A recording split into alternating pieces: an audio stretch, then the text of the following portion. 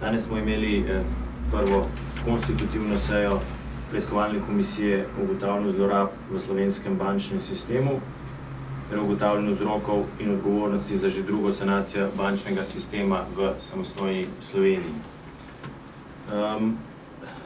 Kot ponavadi je konstitutivna seja potekala v dveh delih, najprej splošni konstitutivni del in drugi dogovor o delu, ki je bil tudi zaprt za javnost. Zato mi dovolite, da vam podam nekaj poudarkov iz tega drugega dela. Seje so se udeležili predstavniki vseh strank, ki so v tej komisiji, torej vseh 7. Soglasno smo izrazili podporo in željo po aktivnem delovanju v tej komisiji. To lahko zadovoljstvom torej ugotovim, da bodo vse stranke, ki so v tej komisiji aktivno pristopile k mandatu, ki je bil dodeljen tej preiskovalni komisiji 24.4.2015, tudi za ustanovitvijo te komisije. Skupaj smo tudi potrdili nabor pripravljalnih preiskovalnih dejanj. To je nabor teh zahtev, ki jih imate predložene na dokumentu, ki sem ga danes potem po komisiji podpisal in na podlagi katerega bomo danes tudi vsem naslovnikom naslovili zahtevo za navedene dokumente.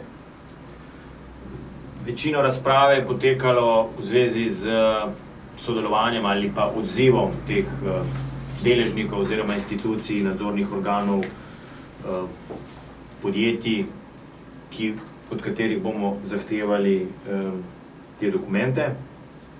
In splošno strinjanje je bilo, da je v okviru preiskovalne komisije, da bo obstajala ničelna toleranca do neodzivnosti organov. Z drugimi besedami, ko bomo naleteli na nek zid oziroma ko bo neka institucija, podjetje, banka, nadzorni organ poskušala pač z nekim verbalnim manevriranjem komisiji onemogočiti dostop do podatkov, predvsem tistih zaupne narave, bomo seveda o tem promptno takoj obvestili javnost.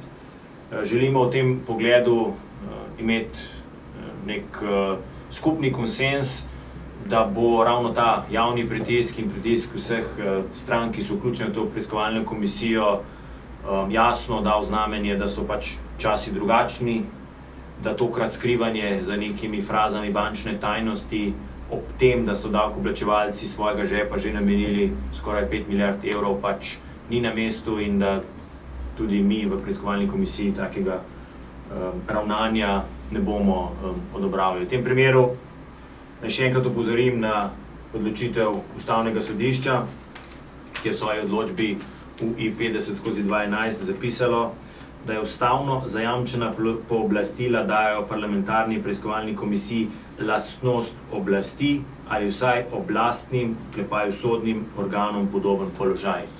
In še učinkovitost preiskovalne oziroma parlamentarne preiskave je ustavna vrednota v širšem javnem interesu. Zakaj to želim poudariti? Namreč, ko sem si ogledal gradivo prejšnje preiskovalne komisije, sem bil na nek način zgrožen nad odzivi recimo Banke Slovenije, pa tudi sodišč, ki so z raznimi izgovori poskušali onemogočiti pristop članov preiskovalne komisije do teh dokumentov. Zdaj, vkolikor se bo ta praksa pri tej preiskovalni komisiji ponavljala, smo se tudi na preiskovalni komisiji dogovorili, da bomo v tem pogledu šli do konca in da bomo tudi to odločitev, to določilo, ki je zapisano in v ustavi in v tej judikaturi Ustavnega sodišča, pač ustrezno pred ustreznimi institucijami ubranili.